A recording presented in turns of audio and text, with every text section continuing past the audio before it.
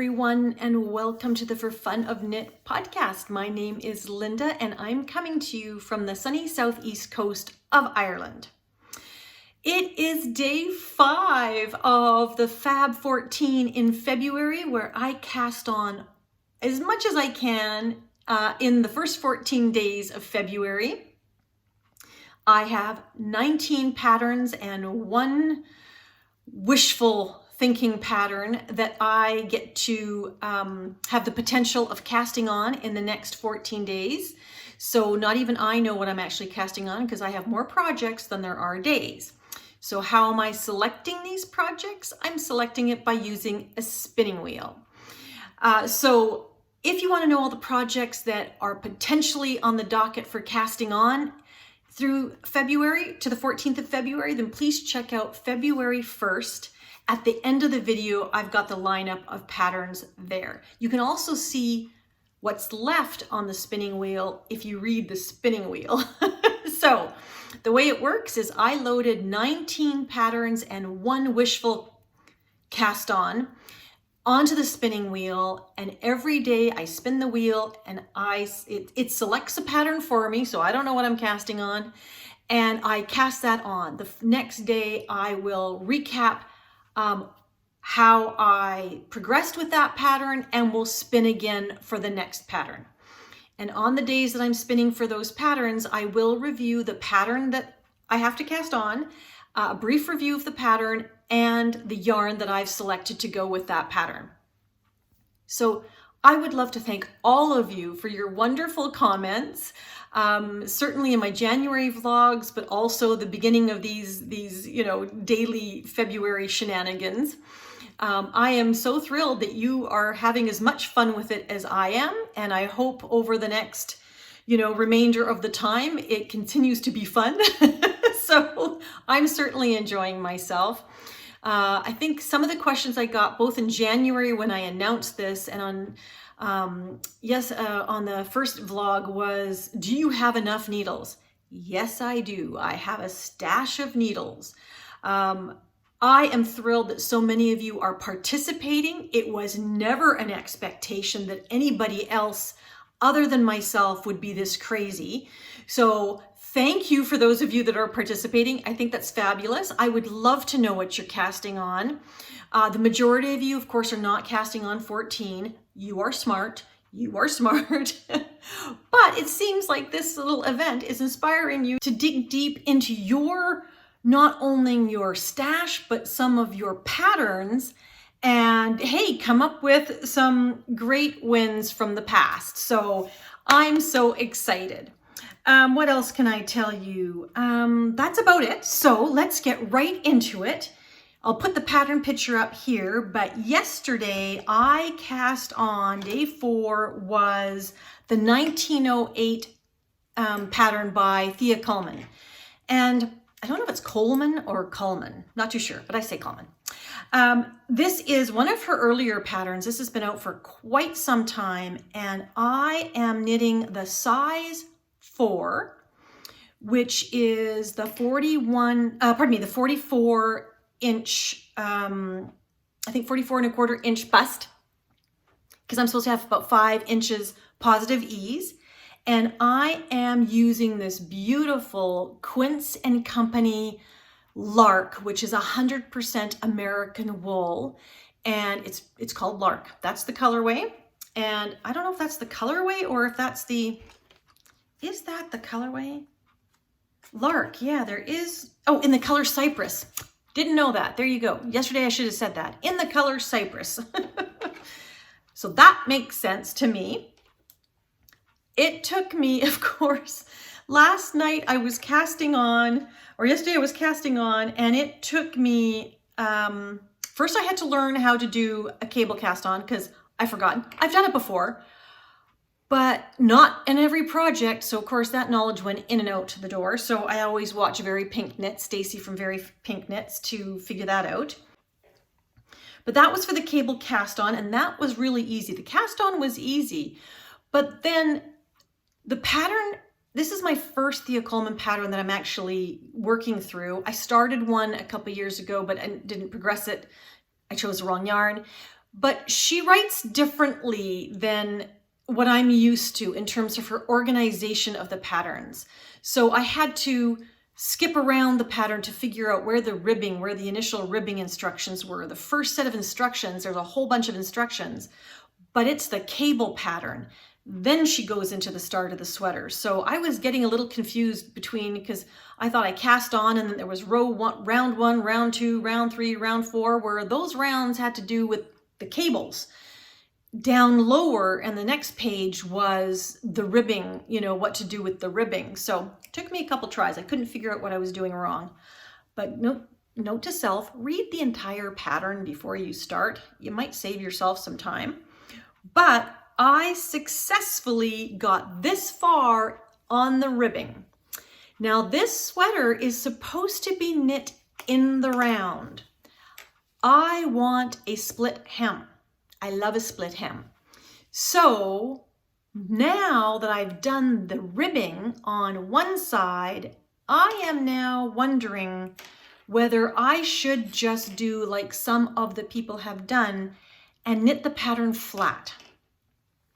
And I think that might be what I'm going to do, knit the pattern flat, because one of the details of the pattern I'm not that fond of is the drop shoulder. So I think I might like to do shoulder decreases and actually do a set-in sleeve. And I could either do the sleeve plain or I could do the cable pattern depending on how complicated that is. Now, that said, there is something very nice about knitting in the round. And I could still do shoulder decreases. I could still do shoulder decreases for that pattern, same as I was going to do with my Anu tank top. I was going to cheat and I was going to use the Inez pattern by Elizabeth Levold to create an actual inset shoulder or sleeve on a different pattern. So maybe that's what I'll do. I'll use Thea's stitch count, but Elizabeth Levold's Inez sweater pattern to shape the shoulders, and that will allow me to actually knit it in the round. So yay me, I have done the ribbing for the front. What I will say, one more detail, is I added 4 extra stitches on both sides in addition to the pattern stitches because I am going to overlap the front. These 4 stitches are going to, oh, maybe this is the back. No, I think I want to do this the back. I'm not too sure. This might be the front or the back. This might be the back actually, because I am going to take these 4 stitches and tack them underneath the front ribbing so that I get a really nice seam in my split hem. Yes, so this is the back. Glad I talked that out with you. So there you go. So I have done my ribbing for the back, and when I continue with that pattern, I will be starting with the front ribbing, and then I'm going to start knitting in the round. Ooh, interesting. This is going to be, that'll be good because then I can actually join those stitches, knit them together when I join in the round. Ooh, that's a good plan. Okay, so without further ado, let's go to the spinning wheel and find out what Linda is casting on day 5. So here we go. Here's the spinning wheel. Oops, oh, I don't want you to have the glare of that. Hopefully you can see it that way, the glare. How can I turn the light away? Ah, that's why. Okay, here we go. Tapping the spinning wheel.